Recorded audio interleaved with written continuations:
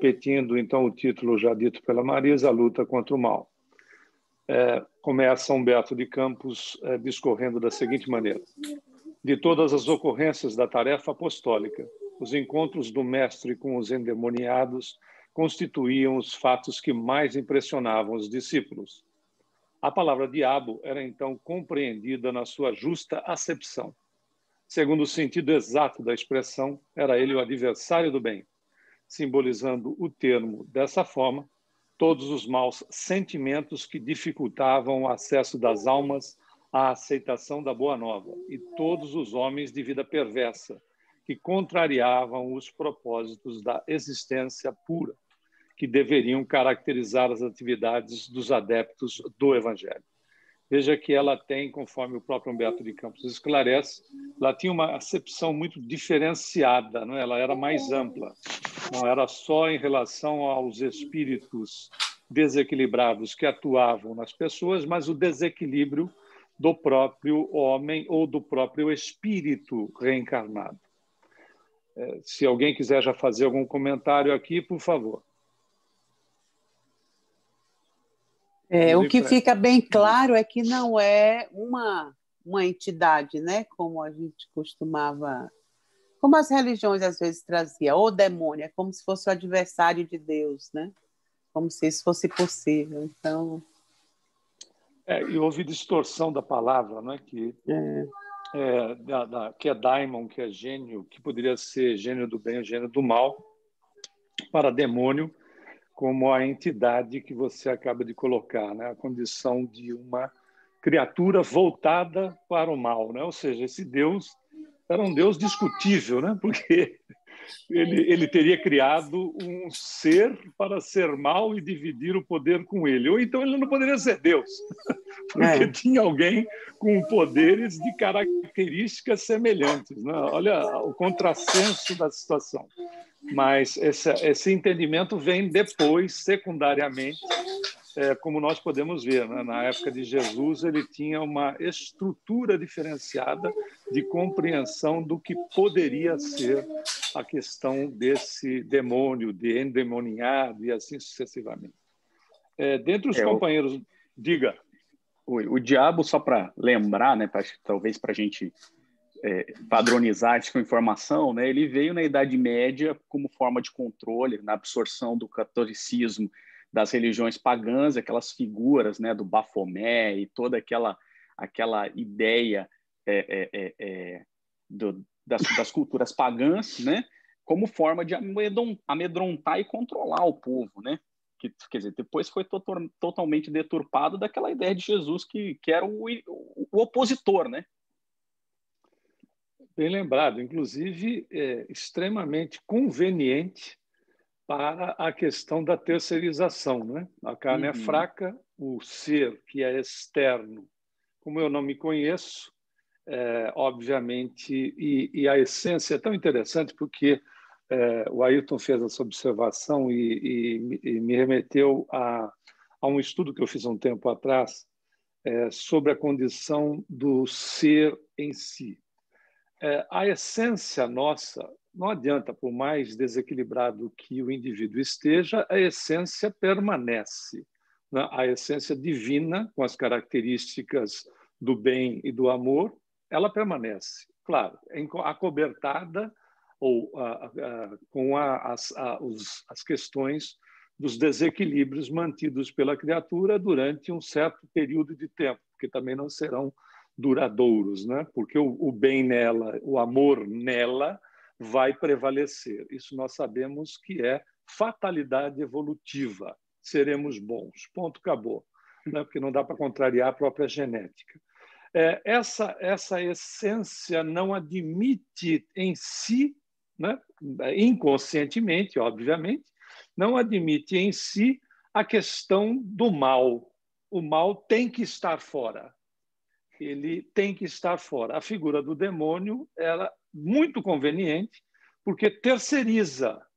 Eu sou fraco, a carne é fraca, e, obviamente, esse terceirizado, que tem um poder astronômico, me influencia, me levando para situações, posicionamentos completamente equivocados, cuja condição não é minha, o que é uma realidade na situação da divindade em nós, né? O Deus em nós, ou nós como deuses. Mais alguém, não? Humberto, muito obrigado, porque acho que você respondeu, acho que com esse estudo de maneira muito simples e pontual, quase que uma questão da filosofia humana, né, que se discute se nós somos, que nem Hobbes falava, o homem é o lobo do homem, ou Rousseau, que falava que o homem é bom por natureza, e toda essa questão, né? E você veio trazendo uma resposta, minha cabeça foi viajando quando você foi falando sobre a situação, eu fui lembrando de toda a filosofia que vem trabalhar esse assunto, desde mesmo os socráticos, mais ou menos, mas principalmente os pós-socráticos, né, que a gente vai pegando lá, Santo Agostinho, São Tomás de Aquino, aí todos os... Enfim, e que você colocou de uma maneira tão brilhante, que aí só se eu posso complementar isso. Ontem, a gente, no estudo, falando sobre o homem de bem, na minha palestra, eu lembrei que a palavra de Kardec, né, dentro dessa situação, onde que ele pergunta onde é que está a lei de Deus. Então, a lei de Deus está dentro de nós, porque Deus, né, como uma assinatura do autor na sua obra. E por isso que a gente tem que ser bom. Quer dizer, o Espiritismo vem nos trazer essa parte da filosofia que acho que os filósofos relegam, porque desconhecem o Livro dos Espíritos, mas quando você falou isso, imediatamente eu lembrei disso, porque é um resumo do que você fez da filosofia, no sentido de que a gente tem a assinatura de Deus dentro de nós. Então, só podemos ser bom.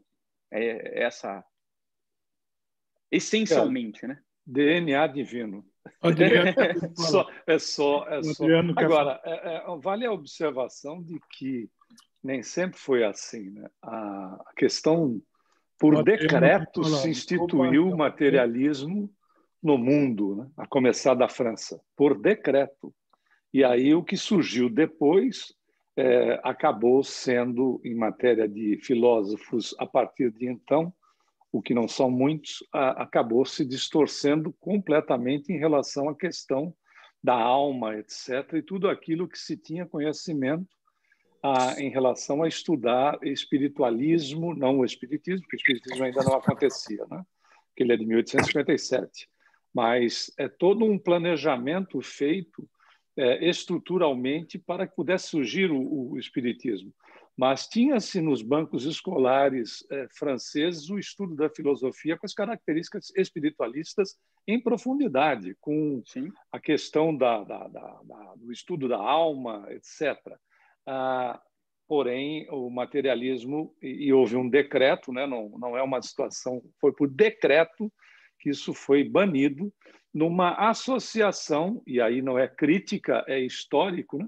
Numa associação com a Igreja Católica para voltar à influência da Igreja Católica em relação à questão do poder junto com os governos. Tanto é que nós vemos, né, essa própria situação, Kardec vivenciar essa realidade quando ele era educador e as escolas impuseram novamente as questões de uma religião única para os alunos, né, que era o processo real da catequese.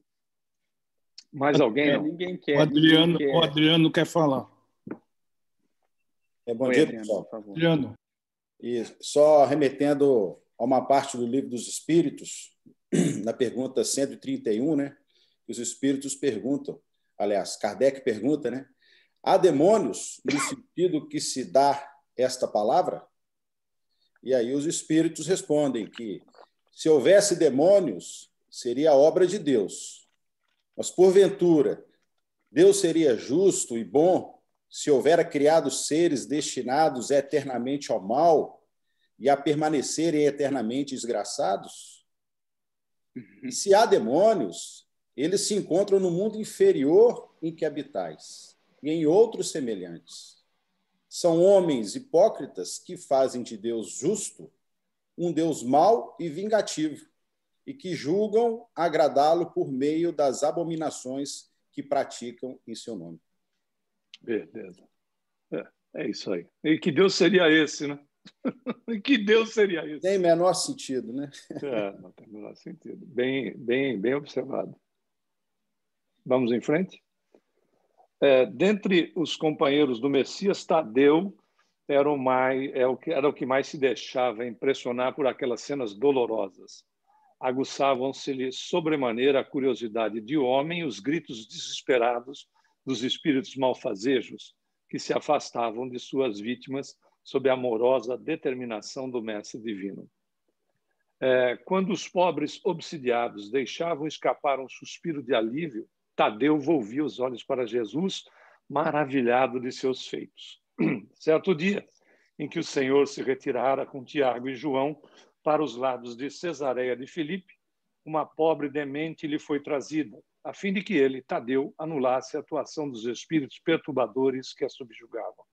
Entretanto, apesar de todos os esforços de sua boa vontade, Tadeu não conseguiu modificar a situação. Somente no dia imediato, ao anoitecer, na presença confortadora do Messias, foi possível à infeliz dementada recuperar o senso de si mesmo. Questão de capacidade. Questão de evolução, não é verdade? Bastou Jesus chegar e a situação mudou por completo, né? E por questão de evolução, de condição moral, etc., sobre os espíritos. Imagina, o Senhor planetário diante das criaturas às quais ele era responsável. Evidentemente, ele fazia o encaminhamento delas em caráter imediato, né? Livrando aquelas que não precisavam continuar na provação, como nós verificamos hoje em dia nas assistências espirituais, que nós vemos que existem casos onde o indivíduo tem até mesmo a questão do afastamento do obsessor, que, na verdade, se não é um oportunista, é a vítima daquele que está sendo obsidiado, e por interesses e mesmo por gostar de dividir a situação, acaba trazendo ele de volta, quando não também uns amiguinhos juntos. Nós vemos que não está relacionado a uma questão pura e simples de uma expulsão de um indivíduo, como, né, algumas observações são feitas, e aqui o Humberto de Campos é feliz porque ele coloca de uma maneira que todos nós possamos entender, não é botar o sujeito para fora, né? É todo um relacionamento que existe ali entre obsessor e obsidiado. Ambos são pacientes. Um é paciente da vingança, o outro é paciente da culpa. Ambos são enfermos. E esta realidade, se não resolvida no seu todo, não resolve a situação, porque uma das partes pode mudar de ideia, mas se a outra não mudar, ela pode acabar se envolvendo com outras situações de natureza semelhante. Mais alguma observação? Não. Então, vamos lá. Certo dia, desculpe, observando... Oi, diga. Que eu estava mute aqui. Não, era só uma observação quando ele fala que, com a atitude amorosa do mestre, aquelas entidades benfazejas deixam a vítima, né, a suposta vítima. Mas a gente sabe que essa obsessão se dá pela semelhança também dos sentimentos e dos pensamentos e atitudes daquela pessoa. Então, essa atitude amorosa que faz com que os espíritos obsessores se afastem é porque a atitude amorosa do mestre, né? Embora firme, né, enérgica, mas é uma atitude de amor, atinge o coração dos espíritos, do encarnado ou de ambos? Muito bem colocado. Muito bem porque colocado. Ele não disse assim, saiam daí, imundo, sabe? Ele não esbravejou como faria, né, uma expulsão violenta. Ele diz, Humberto de Campos diz, a atitude amorosa do mestre, essa atitude amorosa que contamina aqueles corações? Os dois ou como é a história? Exatamente. Né? Muito bem observado.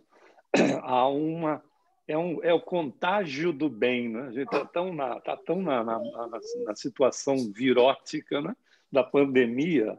Um dia a gente vai se contagiar, né, pelo amor. Nós teremos se Deus quiser, uma pandemia de amor. Né? Esse vírus vai imperar um dia, mas é o contágio do bem, né? O contágio do amor. Imagina diante de Jesus, né, como a questão de natureza mental do indivíduo sofre, claro que não agressivamente, mas pelo menos em determinados pontos é atuado de maneira que o indivíduo repense certos posicionamentos. Eu me lembro de pessoas, nas visitas que fazíamos lá no Grupo Espírita da Prece, no Uberaba, eu me lembro de pessoas que às vezes eram muito duras, assim, sabe, em relação aos seus posicionamentos quanto ao espiritismo, a posicionamento mesmo do próprio médium Chico Xavier, né? E que, ao se aproximarem dele, envolvidos por aquela aura de amor, de bondade, de paciência, etc., muitas pessoas não saíam magicamente transformadas, mas eram tocadas em determinados valores que todos nós os temos, né? Por mais problemas que tenhamos, nós temos também valores, né? Temos também conquista. Eram tocadas e, por vezes, se emocionavam e saíam de lá vendo de maneira diferente e se posicionando de maneira diferente das críticas que até estavam mantendo, por vezes, veladamente, ou seja, às vezes em relação aos próprios pensamentos, porque era possível depois ficar sabendo um caso ou outro que a pessoa acabava declarando, né? Acabava informando o que havia se passado com ela mesma quando esse processo aconteceu. Imaginemos, não dá para imaginar, evidentemente, mas como é que poderia ser com Jesus, né? Eu acho que não era muito diferente, não. Era mais, eu acho assim, o toque era mais profundo. Porém, a gente sabe até hoje que mesmo algumas pessoas encontrando com Jesus não agem como Paulo de Tarso, né? Paulo de Tarso é o exemplo.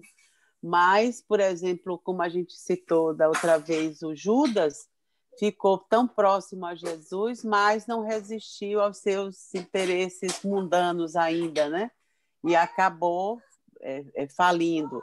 Então, é porque às vezes as pessoas vão a um tratamento espiritual, num centro espírita, procuram um tratamento e acham que aquilo é milagroso. Realmente, às vezes, pela bênção divina, aqueles espíritos doentes são resgatados, mas às vezes o encarnado continua saudoso daquele mal-estar que sentia. E o próprio Emmanuel, né? Pois é, e nem Jesus Emmanuel dizendo, rapaz, você não quer agora, não? Agora não. Você vai depois. Mas eu vou recorrer aos nossos pais, principalmente a mãe. Vocês, pais, mães, etc., nós, né? Por vezes nós temos nos filhos um deles que, por mais que receba orientação, etc., tudo mais, há uma resistência muito grande. Isso é uma verdade. Mas o ponto está ali, está gravado.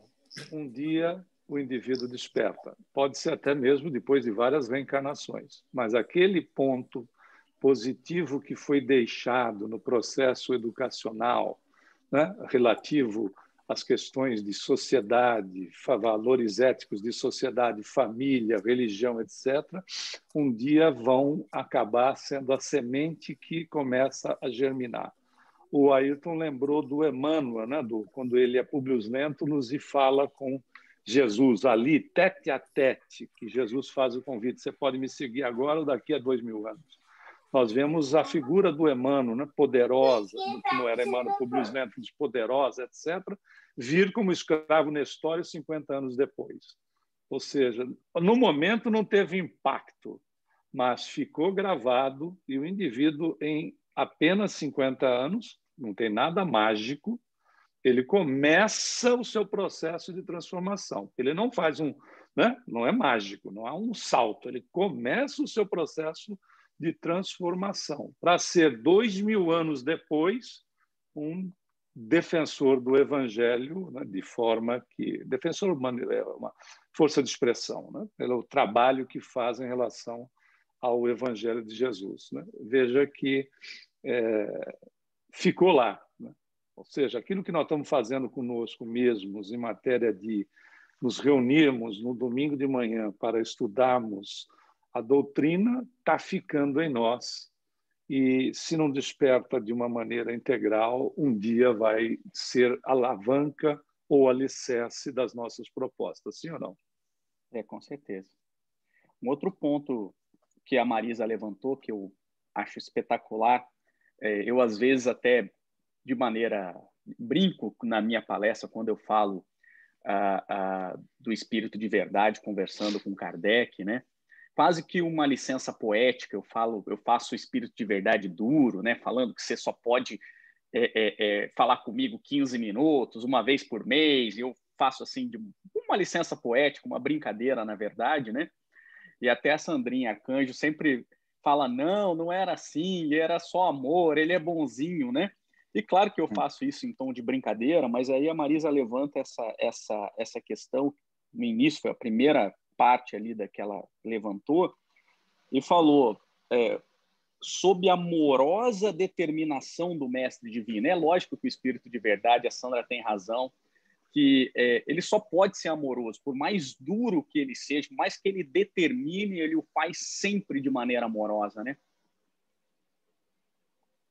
Bem observado. Agora, o educador ele ama os seus educandos, mas ele é firme em determinados momentos, tá certo? Você vê mas Jesus acho que sempre era uma energia amorosa, até quando ele derruba lá o mercado todo lá. Sim, como educador, né? Tanto é que ele se posiciona, que o seu sim seja sim, que o seu não seja não. É um posicionamento de um educador que é amorosamente firme, que nem uma mãe faz com o filho, né? O que a mãe faz com o filho? Eu também a mãe faz a mesma coisa. A gente tem aquela ideia que a pessoa, para ser amorosa, tem que ser boba, besta, e não é assim. É uma energia amorosa, porque está sempre envolvido, até a repreensão na hora, né? Quando você dá um filho, está envolvido nas energias do amor. Só que se você não usar o tom e as palavras corretas, a pessoa naquele estado de desalinho não vai lhe entender. Né? Então, tem que marcar. Ao invés de marcar com firmeza não é dureza. Não é isso? Assim, firmeza não é dureza. Então, às vezes, meu amigo Ayrton, ele é duro na sua brincadeira. E eu falo, não, tem que ser firme, tem que se posicionar. É uma licença poética, No tempo dos mais velhos, os mais velhos do grupo, a dureza era no chinelo. Agora não, é uma palavra um tanto mais... Isso também me faz lembrar, né, que Jesus ele falou aos discípulos, cambada de incrédulos, até quando estarei com vocês, né? Isso é tradução errada. Ok. Carolina quer falar, pessoal. Carolina quer falar. Oi, bom dia. Desculpa, eu fiquei lembrando, não sei se vocês assistiram o filme do Divaldo, e mostrava, né, toda a trajetória de Divaldo. Aí, certo ponto, ele passando tipo o pão que o diabo amassou. Aí eu falei, pronto, agora a Joana vai conversar com ele mais doce, né? E ela, tipo, super firme, né? Como vocês estão falando aí do Tough Love. Então, nem nos piores momentos de Divaldo, Joana não deu mole, né? Eu fiquei, gente, é tipo Emmanuel, a linha dura, mas que sabe como conduzir, né? Sem passar a mão na cabeça, vamos dizer, né? Aí ali eu fiquei, tipo, em estado de choque, porque eu achei que naquele ponto do que Divaldo estava passando, ela ia aliviar, entendeu? Ela não aliviou. Então, é o amor disciplina, meu amor. Do mesmo jeito que eu faço com vocês, suas irmãs. Disciplina times 3. Disciplina, disciplina, disciplina. No Livro dos Espíritos tem um determinado momento que as entidades dizem para Kardec, né? Agora você vai querer perguntar por que Deus fez isso e não fez aquilo. Ou seja, deixa de ser chato, em outras palavras, né? Tem orientação independente de amor. A Carolina lembrou da questão do Divaldo. Ele disse mais de uma vez em palestra de que, certa feita, ele reclamou com a Joana de Ângeles, dizendo: a senhora eu já psicografei vários e vários livros da senhora, mais de centenas e centenas de páginas eu psicografei para a senhora nunca dirigiu uma especificamente para mim. Ela disse: engano seu, todas as que você psicografou era para você publicou porque quis. Genial, né? Você publicou porque quis. Eu lembrei que ela até falou, não foi, Humberto? Uma hora ela... você já achou que fez isso tudo? Isso era um treino, agora que você vai começar. Ele o quê? Não teve isso também?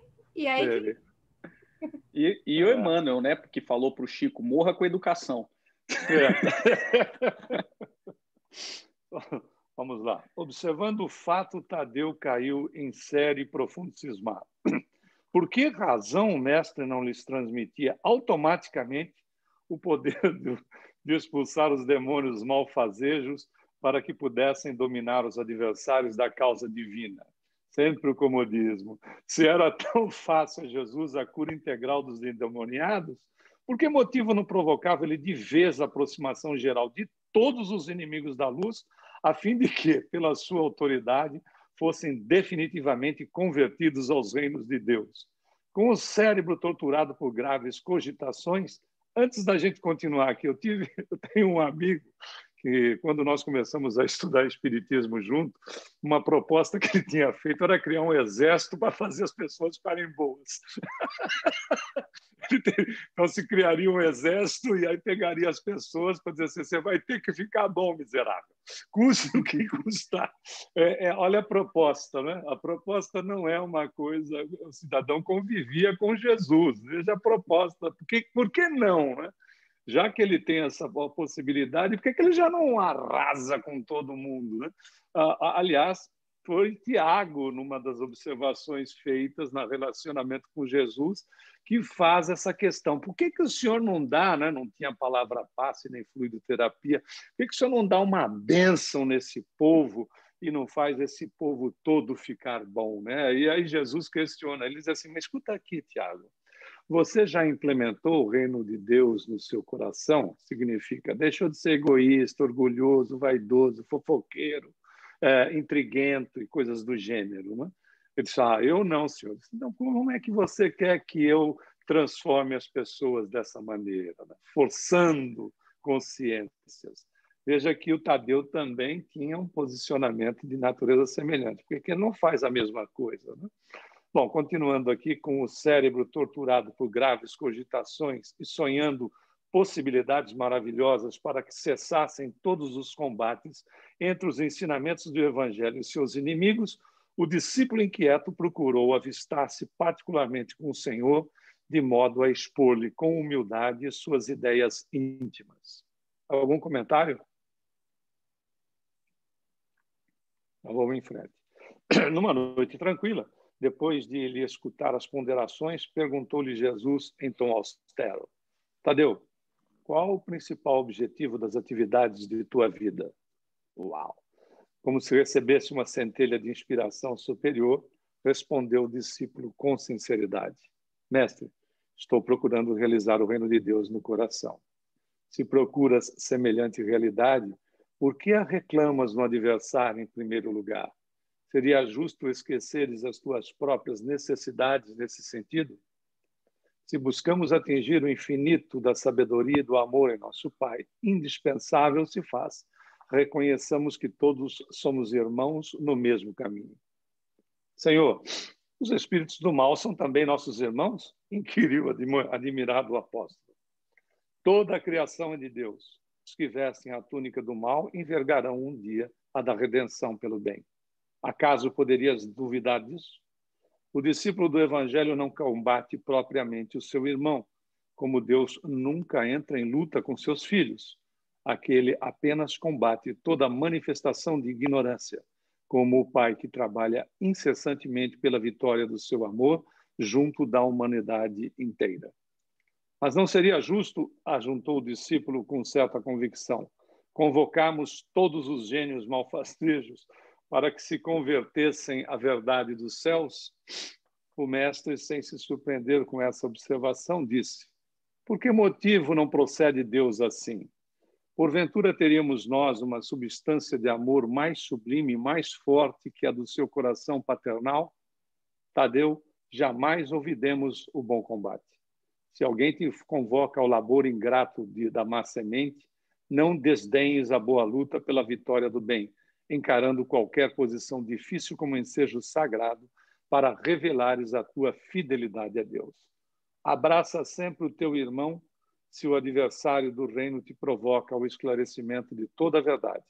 Não desprezes a hora de trabalhar pela vitória da luz, mas segue o teu caminho no mundo atento aos teus próprios deveres, pois não nos consta que Deus abandonasse as suas atividades divinas para impor a renovação moral dos filhos ingratos, que se rebelaram na sua casa. Se o mundo parece povoar-se de sombras, é preciso reconhecer que as leis de Deus são sempre as mesmas em todas as latitudes da vida. Alguém tem algum comentário? É indispensável meditar na lição de nosso Pai e não estacionar a meio do caminho que percorremos. Os inimigos do reino se empenham em batalhas sangrentas? Não ouvides o teu próprio trabalho. Padecem no inferno das ambições desmedidas? Caminha para Deus. Lançam a perseguição contra a verdade? Tens contigo a verdade divina que o mundo não te poderá roubar nunca. Os grandes patrimônios da vida não pertencem às forças da terra, mas às do céu. O homem que dominasse o mundo inteiro com a sua força teria de quebrar a sua espada sangrenta ante os direitos inflexíveis da morte. E além desta vida, ninguém te perguntará pelas obrigações que tocam a Deus, mas unicamente pelo mundo interior que te pertence a ti mesmo, sob as vistas amoráveis de nosso Pai. Na quarta-feira, no nosso estudo do livro de Leon Denis, Depois da Morte, nós mencionamos, já tínhamos mencionado uma outra oportunidade, o livro de Hermínio Miranda, Os Senhores do Mundo, onde ele traça um paralelo entre a entidade e os seus posicionamentos no planeta, onde ele vai dizer que Tutmés III, o faraó guerreiro, teria sido depois Alexandre o Grande, depois Júlio César e, finalmente, Napoleão, o Napoleão Bonaparte. Interessante notar que essa colocação que Jesus faz, eu estou fazendo aqui uma comparação, uma analogia com a questão que Jesus faz a respeito da condição do homem que dominasse o mundo inteiro, que foi a tentativa dessa mesma criatura, aliás, né? Desse mesmo espírito em várias oportunidades, mas teve algo que quebrou toda e qualquer possibilidade da situação acontecer, que foi, sem sombra de dúvida, o que acontece com cada um de nós, né? A encarar a questão da morte do corpo físico. E por mais que o indivíduo, aí é que nós estamos fazendo aqui uma comparação, por mais que o indivíduo insista no mesmo posicionamento, né, que nós vemos o mesmo espírito insistindo no posicionamento de conquista, evidentemente ela sanguinolenta, por mais que ele insistisse no mesmo procedimento em momentos diferentes, né, envergando posicionamentos, claro, que seriam diferentes pela própria situação em si, a morte elimina a possibilidade até que nós, ou a pessoa, canse, se esgote em si mesma daquilo que tenta se impor e, obviamente, impor para o semelhante. Por isso que, voltando lá aos comentários iniciais, a fatalidade do bem vai imperar de uma maneira ou de outra. E a questão do desencarne, da saída definitiva daquele corpo, vai fazer com que, aos poucos, a criatura, por mais resistente, acabe se dobrando diante da própria realidade, diante dela mesma. Algum comentário aí? Ayrton, Marisa, mais Humberto, alguém? Diga. Você vê que quando Jesus faz a pergunta a ele, né, sobre como está, né, o pensamento dele agora, que ele diz: estou procurando realizar o reino de Deus no coração, ele é automático na resposta positiva do esforço que ele faz. Mas necessário é a inspiração de uma centelha divina, ou seja, o mentor está ali dando a chulapada necessária para que ele já expresse aquilo verbalmente e se escute, como muitas vezes acontece com a gente. Né? Às vezes é aquele desejo que o espírito já tem, já está cansado do sofrimento, quer passar para outro step, mas precisa dizer aquilo. Eu acho tão legal isso, sabe? Você precisa se ouvir dizendo: eu pretendo fazer, eu já estou querendo, sabe? É importante, como é importante isso. Embora você veja que no discorrer da leitura, tudo ainda é pendente, né? Quando Jesus vai dizendo as coisas, ele está pendente em tudo, nada foi realizado ainda, né? A Vero. Tanto que ele tem até dúvidas na hora de expulsar os demônios. Ele fica: cadê? Porque você não faz o serviço todo, fica cansando a gente fazendo errado e você deixando, faz logo, né?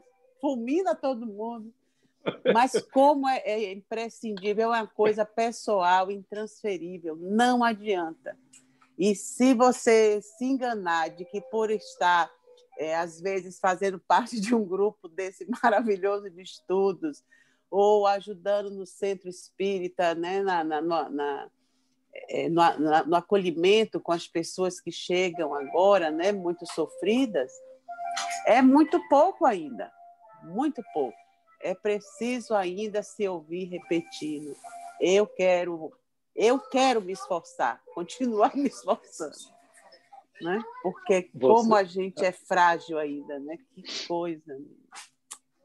Você tem razão. Às vezes, esse processo de transferência para o outro fazer se dá até em certa parcela da coletividade, em certa parcela da sociedade. Uma observação que me ocorreu: a questão do voto, né? Por vezes, a parte da sociedade vota em determinada pessoa, ou em pessoas, evidentemente, né? Porque não é uma única, para que elas resolvam o problema. Nas situações que são problemas para serem resolvidos. Quando se esquece de que aqueles nos representam. Nós, se existem problemas, nós fazemos parte da solução. Não é um processo puro e simples de transferência, que é o que Marisa, acabou observando muito bem, né? Por que o senhor não resolve tudo logo de uma vez aí, já que o senhor tem esse poder todo aí? Resolve tudo aí e eu não preciso fazer mais nada, né? Fica tudo assim, fico tranquilinho, né? E o senhor está resolvendo aí. Veja como, às vezes, esses reflexos de pessoas que estavam ali do lado de Jesus. Ainda é muito forte ainda esses posicionamentos, claro que não em todos, mas em algumas parcelas da sociedade. Quando não, nós mesmos, né? Às vezes temos assim, esse ímpeto de querer: por que esse cidadão não resolve isso? Por que essa pessoa não resolve aquilo? O que é ainda natural na condição da evolução que nós estamos enfrentando, né? Gradativamente, à medida que nós exercitamos a nossa inteligência, ampliamos a nossa consciência, temos mais livre-arbítrio e, obviamente, temos mais possibilidade de realização, né? Vamos em frente ou tem mais algum comentário? O que me chama a atenção é que a gente, às vezes, continua pensando como Tadeu, né? Porque a gente vê até dentro do movimento espírita. Por que a transição planetária não acontece de uma vez, né? Pô, a gente podia de repente, Jesus... Quer dizer, a gente fica esperando que o outro faça a transição planetária para a gente, esquecendo que é um somatório de psicosferas individuais que vai transformar a psicosfera planetária. E, na verdade, eu acho que é justificável, porque a gente veio, talvez, não estou dizendo que está certo, estou dizendo que é justificável porque a gente veio de uma escola religiosa, não talvez nessa encarnação, mas outras, em que é o salvacionismo, né? Então a gente fica esperando o salvacionismo, que vem o Cristo novamente, vai salvar aqueles que estiverem bonzinho, vai punir aqueles que estiverem malzinho, e a gente fica nesse salvacionismo, que é uma das grandes revoluções do Espiritismo, que eu acho que é uma das coisas mais fantásticas, dentro das coisas fantásticas que o Espiritismo nos apresenta, fala, olha, esqueça o pecado original e esqueça o salvacionismo. Né? Ninguém vai salvar você. A gente pode te ajudar, mas só você pode se salvar por si só, né? Então, bem observado. Tanto é, o Ailton faz uma observação interessante sobre esse aspecto. Tanto é que no movimento espírita surgiram aquelas situações de que ia passar o planetão, o tal do chupão, que ia levar todo mundo que não prestava embora, ia ficar só gente boa, ia ficar complicado ficar por aqui, mas enfim. Porque no final das contas a gente gosta de muitas coisas que nós fazemos, sim ou não? Né? O que são, quando fazemos a prece do Pai Nosso, sempre observamos isso em palestras, quando temos oportunidade. A gente diz assim, livrai-nos das nossas tentações. Ora, o que são as nossas tentações, se não é aquilo que a gente gosta? Porque ninguém é tentado naquilo que não gosta. Não, nós somos tentados naquilo que gostamos. Então, essa ideia de transferência de responsabilidade, a passar planetão, e aí a regeneração também vai mandar todo mundo que não serve para o umbral, abriu a porta do umbral para a galera reencarnar, mas daqui a pouco despacha todo mundo para um planeta primitivo e coisas assim. Ora, primeiro que não funciona dessa maneira, o Ailton fez uma observação importante, não funciona assim, e de mais a mais não há necessidade nenhuma, né? Há necessidade de nós trabalharmos para a implementação do bem em nós mesmos, para refletir o bem nos outros.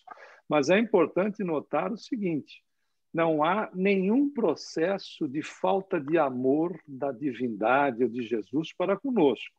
Não precisa se criar catástrofes para matar gente, né? Como muita gente, já tivemos algumas colocações no meio espírita mesmo a respeito desta pandemia. Já começou a limpeza. Ora, há 50 anos atrás, teve um ciclone em Bangladesh e morreram 300 mil pessoas há 50 anos atrás. E depois os outros eventos que nós tivemos aqui mais proximamente. Não precisa Deus, Jesus, os bons espíritos eliminarem pessoas, sacrificarem pessoas. Basta que se espere 150 anos. Você tem a população planetária completamente substituída. Não é verdade? Basta que se espere as condições naturais.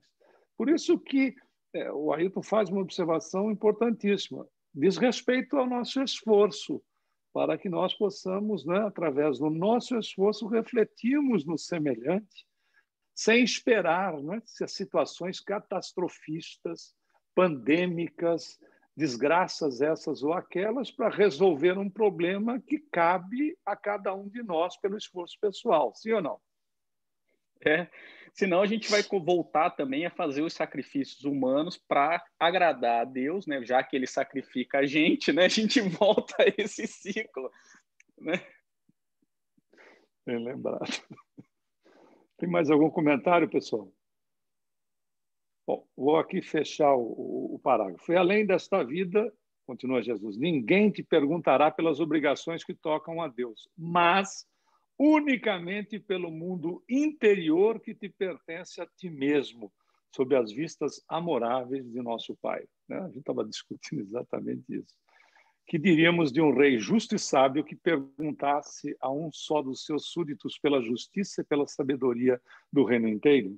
Entretanto, é natural que o súdito seja inquirido acerca dos trabalhos que lhe foram confiados no plano geral, sendo também justo que se lhe pergunte pelo que foi feito de seus pais, de sua companheira, de seus filhos e irmãos. Andas assim tão esquecido desses problemas fáceis e singelos? Aceita a luta sempre que fores julgado digno dela e não te esqueças, em todas as circunstâncias, de que construir é sempre melhor. Tadeu contemplou o mestre, tomado de profunda admiração. Seus esclarecimentos lhe caíam no espírito como gotas imensas de uma nova luz. Senhor, disse ele, vossos raciocínios me iluminam o coração, mas terei errado externando meus sentimentos de piedade pelos espíritos malfazejos? Não devemos, então, convocá-los ao bom caminho?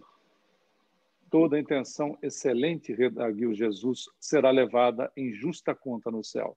Mas precisamos compreender que não se deve tentar a Deus. Tenho aceitado a luta como o Pai a envia e tenho esclarecido que a cada dia basta o seu trabalho. Nunca reuni o colégio dos meus companheiros para provocar as manifestações dos que se comprazem na treva. Reuni-os em todas as circunstâncias e oportunidades, suplicando para o nosso esforço a inspiração sagrada do Todo-Poderoso. O adversário é sempre um necessitado e comparece ao banquete das nossas alegrias. E por isso, embora não o tenha convocado, convidando somente os aflitos, os simples e os de boa vontade, nunca lhe fechei as portas do coração, encarando a sua vinda como uma oportunidade de trabalho de que Deus nos julga dignos. Eu estou indo, pessoal. Se alguém quiser fazer comentário, me interrompa, por favor. O apóstolo humilde sorriu, saciado em sua fome de conhecimento, porém acrescentou, preocupado com a impossibilidade em que se via de atender eficazmente a vítima que o procurara. Senhor, vossas palavras são sempre sábias. Entretanto, de que necessitarei para afastar as entidades da sombra quando o seu império se estabeleça nas almas? Voltamos assim ao início de nossas explicações, retrucou Jesus, pois para isso necessitas da edificação do reino no âmago do teu espírito, sendo este o objetivo de tua vida. Só a luz do amor divino é bastante forte para converter uma alma à verdade. Já viste algum contendor da terra convencer-se sinceramente tão só pela força das palavras do mundo? As dissertações filosóficas não constituem toda a realização. Elas podem ser um recurso fácil da indiferença ou uma túnica brilhante, acobertando penosas necessidades. O reino de Deus, porém, é a edificação divina da luz, e a luz ilumina, dispensando os longos discursos. Capacita-te de que ninguém pode dar a outrem aquilo que ainda não possua no coração.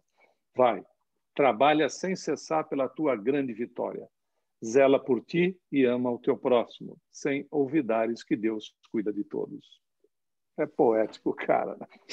Continue, Humberto. A gente pode finalizar o capítulo. Não, já não ficar só nas palavras e nos discursos, né? Tem que ir para a prática, né?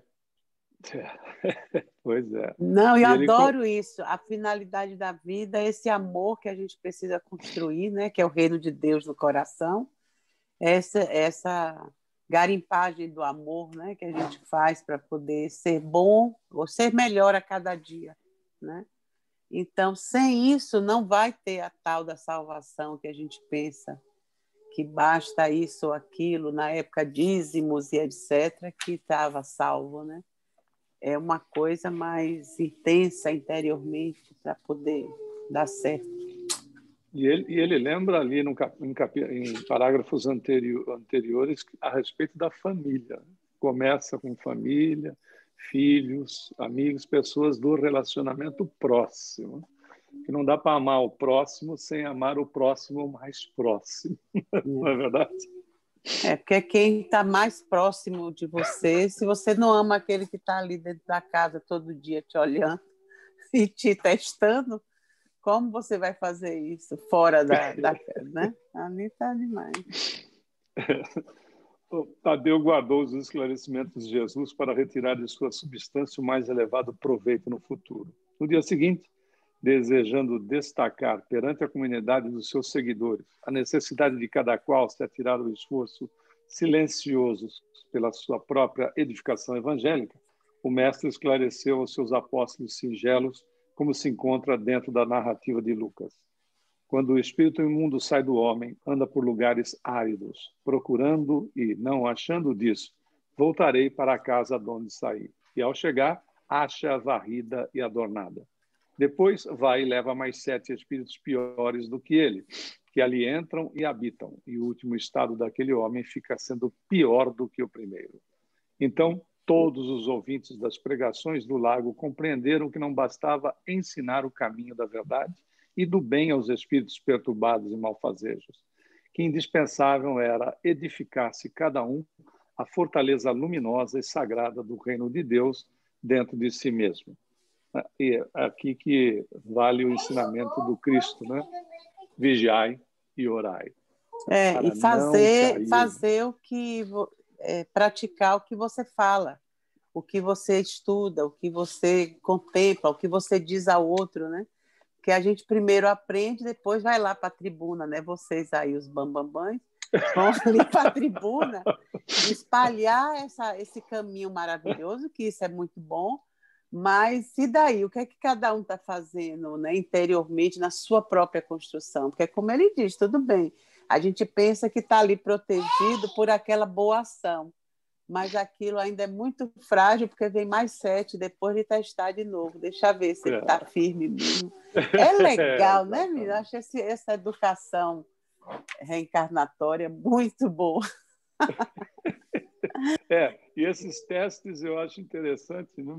Já é muito conhecido essa a frase do Chico, que ele diz que Deus é tão bom, tão bom, tão bom, que a gente reencarna numa família de 5, 6 pessoas, no máximo, né? E hoje em dia cada vez menor, que é para nós exercitarmos o amor nessas 5, 6 pessoas. A gente nem precisa reencarnar já chegando e amando a vizinhança inteira. Olha que beleza, né? Tem 5 ou 6. Já dá uma confusão que é uma coisa impressionante, né? Porque às vezes, até mesmo, né? Acabamos aí com o Thanksgiving, o pessoal se reúne em família, etc. Às vezes sai briga por causa da coxa do peru, não é verdade? Ou seja, ali, naquele povo ali, aquele povo pequeno reunido, é que aonde está o exercício, né? Porque foi o que a Marisa disse, nós não amamos o próximo que está mais próximo, que é da nossa convivência, como é que a gente quer amar a vizinhança, né? Como é que a gente vai... A gente faz de conta, aí sim, né? São aquela vestimenta dourada, né? Aquela situação não, porque às dourado. Vezes é assim, prazeroso e acomoda melhor o coração a gente saber que na convivência fora do lar é mais fácil, é só ver a pessoa 1 ou 2 vezes na semana, então você é aquela flor para todo mundo, né? Agora vá ver em casa como é que o pau quebra direitinho. Às vezes vai morar na casa espírita, né? Ou numa instituição religiosa ou numa ONG, né? Vai morar lá porque na realidade foge dos deveres que são óbvios para todos nós, né? Que são lá no KSSF, uma vez, o grupo falou assim, puxa vida, a gente podia, quando tiver uma sede própria, ter um andar assim, com dormitórios, que era para a gente poder passar mais tempo aqui. Eu digo, ai, meu Deus, isso não vai prestar, porque vai começar a ter muita intimidade, aí já viu, intimidade traz problema. Bem lembrado. Essa foi ótima, ter um andar próprio, o pessoal se hospedar. Depois de uns 2, 3 meses, sai uma briga que acontece dentro de casa. Agora está melhor, a gente pode fundar o lar dos idosos. Como estão todos idosos, cansados, ninguém vai ficar procurando briga com ninguém, porque ninguém aguenta mais. Então vai ser melhor.